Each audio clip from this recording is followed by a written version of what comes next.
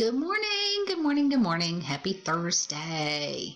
Okay, so you have pledge right here. I'm covering it up. There you go. So you're going to do your pledge. We have Miss Hyde has some drag and drops for you to do.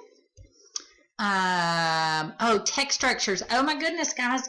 I'm excited because we did a bunch of text structures before we left. So this is not new to you guys. Miss McCraddock is going to remind you about them. But oh my word, this should all come back. Remember, we had these little cards in our bucket. So remember that.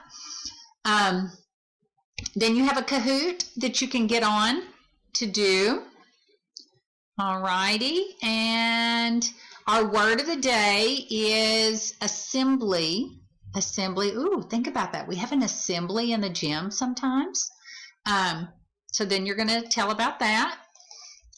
We have the democracy is born. Oh my goodness. Okay, so guys, when you get a question that says, tell me something you learned from the video, don't tell me I learned democracy. Not unless you give me more details. Okay, so give me a little more detail than that. So you're going to read the passage, and then there is an edge elastic about.